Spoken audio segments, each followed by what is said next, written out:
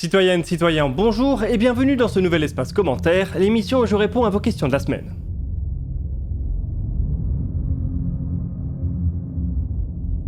Comme vous l'avez vu au titre, on va commencer par la question de Liam et on va voir du côté de la galaxie de Schrödinger. Pourrais-tu nous parler de CIR 1749, appelée la galaxie de Schrödinger ? Bonjour Liam B. Les premières photos de James Webb ont donné lieu à bien des émerveillements, mais aussi à un peu d'étonnement, notamment en ce qui concerne les galaxies les plus anciennes et lointaines qui ont été imagées. Ces dernières semblent plus nombreuses et d'apparence plus matures que ce qui était attendu. Parmi elles, CIR 1749 est un cas particulièrement intéressant. Une mesure de son décalage vers le rouge a d'abord été faite à z égale 17, ce qui en ferait effectivement la galaxie la plus lointaine et ancienne jamais détectée. Dans ce cas de figure, elle serait aussi incroyablement lumineuse et massive. Tant et si bien qu'il faudrait probablement réviser certains paramètres associés au tout début de l'histoire de l'univers.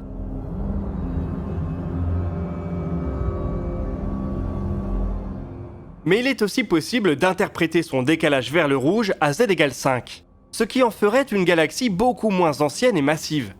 Cette incertitude est présente car les équipes scientifiques sont encore en train d'apprivoiser James Webb et doivent notamment bien définir ses marges d'erreur.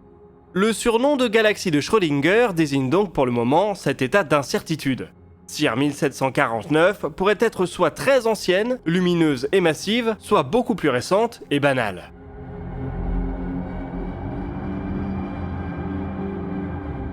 Des observations menées avec d'autres instruments montrent qu'il pourrait en fait s'agir d'une galaxie poussiéreuse qui se ferait passer pour une galaxie lointaine. Fort heureusement, ce cas de figure n'est pas une généralité.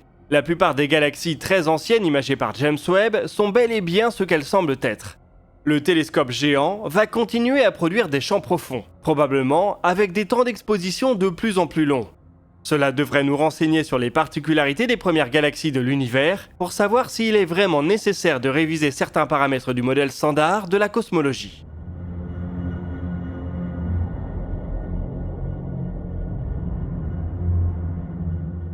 Allez, retour sur Terre où on va prendre des nouvelles de SpaceX. J'aimerais savoir si tu as du nouveau sur les plateformes offshore de SpaceX en cours de reconditionnement. Y a-t-il un calendrier de leur utilisation dans un avenir donné disponible ? Bonjour OCX. Le Starship et son booster Super Heavy sont destinés à devenir les engins spatiaux les plus puissants jamais assemblés. Leur décollage promet une cacophonie de décibels à des kilomètres à la ronde, ce qui peut être embêtant pour un système pensé entre autres pour le transport terrestre de point à point. Depuis 2017, on voit sur certaines animations de SpaceX que le Starship pourrait décoller depuis des plateformes en mer. Ces premières communications ont été confirmées en 2020 par l'achat de 2 plateformes de forage offshore. Elles appartenaient auparavant à une entreprise texane d'exploitation pétrolière.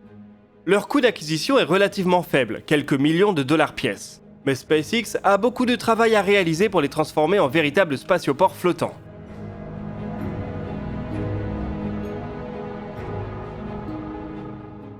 Elles doivent à terme pouvoir être utilisées pour les décollages et peut-être les atterrissages des Starship et de leurs boosters.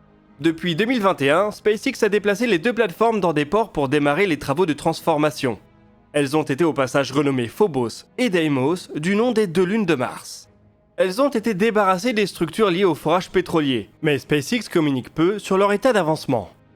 En début d'année, Elon Musk avait annoncé dans une interview qu'il espérait qu'une des 2 plateformes serait capable de supporter des tirs orbitaux avant fin décembre. Il reste encore quelques mois pour y arriver.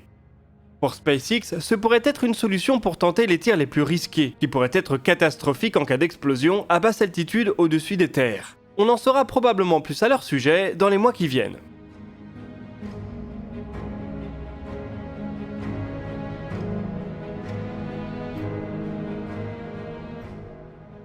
Vous le savez, le SLS a fait l'actualité ces dernières semaines, l'occasion pour nous de revenir sur la question de Mustapha.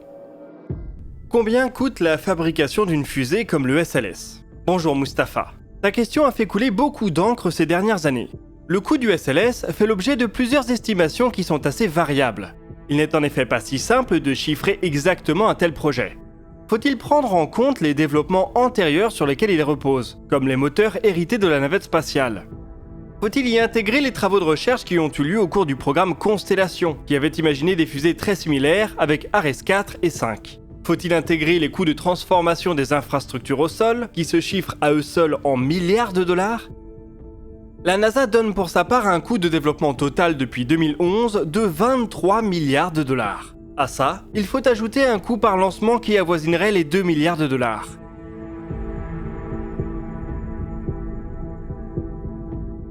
Alors certes, le SLS est une fusée puissante et extrêmement capable, mais on se demande tout de même si l'agence spatiale américaine y trouve son compte. Orion, le vaisseau qui prend place en haut de la fusée, a pour sa part coûté la bagatelle de 20 milliards de dollars de développement. Le système entier SLS plus Orion présente donc une facture très salée. Il n'existe cependant pas vraiment de point de comparaison pour savoir si on pourrait faire beaucoup moins cher. Le programme Apollo a coûté environ 250 milliards de dollars ajustés pour l'inflation. Mais il comprenait aussi l'atterrisseur lunaire et on parle ici de 7 missions opérationnelles et de nombreux vols d'essai. On pourrait aussi tenter de comparer le SLS à un lanceur privé, mais il n'en existe pour le moment pas qui soit aussi puissant. La Falcon Heavy est certes beaucoup moins chère, mais même en version non réutilisable, elle reste sensiblement moins puissante.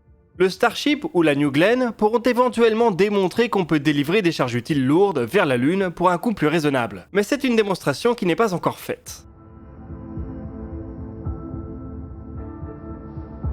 Pour la prochaine question, on a pris celle de Savinien. Comment les CubeSats et autres sondes se repèrent dans l'espace ? Bonjour Savinien. Se positionner dans l'espace est en effet un problème qui peut s'avérer complexe. Une fois quitté l'orbite terrestre, il n'est en effet plus possible de se reposer sur des cartes, sur un champ magnétique universel ou sur le GPS. Pour orienter les sondes, il faut donc définir un système de coordonnées, souvent basé sur la Terre, et un moyen de s'y repérer. Une sonde peut s'appuyer sur ses télécommunications. En chronométrant ses messages aller-retour avec la Terre, elle peut estimer avec une précision assez grande sa distance et sa vitesse par rapport à notre planète. Elle peut combiner ça avec l'observation de son angle par rapport au Soleil ou aux étoiles environnantes pour définir sa position avec une faible marge d'erreur.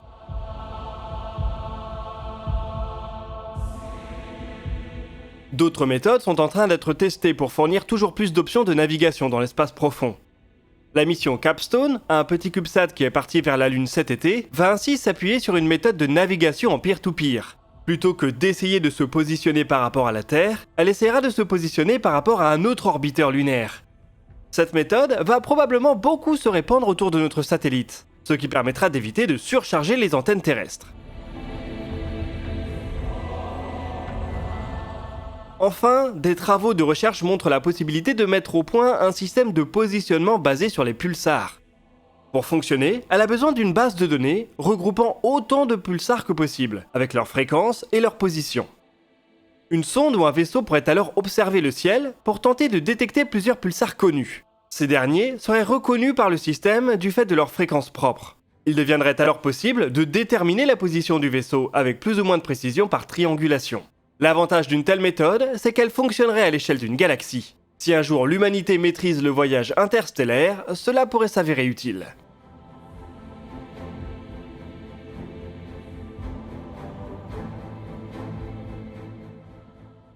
On va terminer cet espace commentaire en rendant visite à une exoplanète un peu particulière. Peux-tu nous parler de TOI 1452b et de cette possible exoplanète océanique ? Bonjour Richard. Pour une fois, on va parler d'une exoplanète qui n'a pas été observée par James Webb, en tout cas, pas encore. TOI 1452b a été découverte par l'observatoire TESS, un petit télescope spatial qui surveille des milliers d'étoiles à la recherche de transit. La planète a été détectée autour d'une étoile évoluant à une centaine d'années-lumière du système solaire. Elle dispose d'une période orbitale courte, elle boucle un tour autour de son astre en 11 jours seulement. L'astre en question est une naine rouge, une toute petite étoile. Cette courte période orbitale place donc TOI 1452b dans sa zone habitable. TESS a par ailleurs pu montrer que c'est une planète un peu plus grande que la Terre.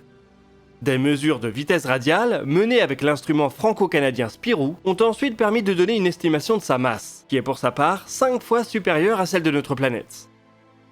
En combinant les tailles et masses, on peut déduire sa densité moyenne, ce qui donne un indice sur sa composition. Pour cette planète en particulier, l'estimation de densité semble assez collée au modèle d'une planète océan.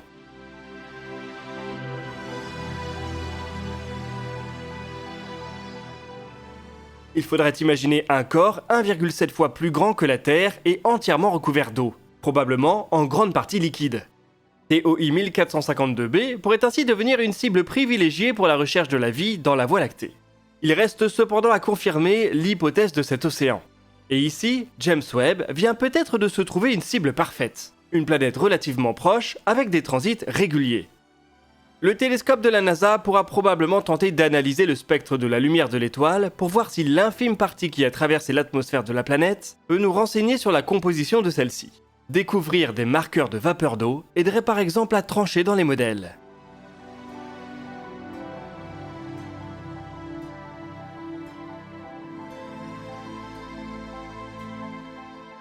Voilà, c'est tout pour cet épisode, mais j'espère qu'on a répondu à quelques-unes de vos interrogations. Nous, on se retrouve la semaine prochaine pour d'autres vidéos sur l'actualité spatiale, et d'ici là, citoyennes, citoyens, portez-vous bien.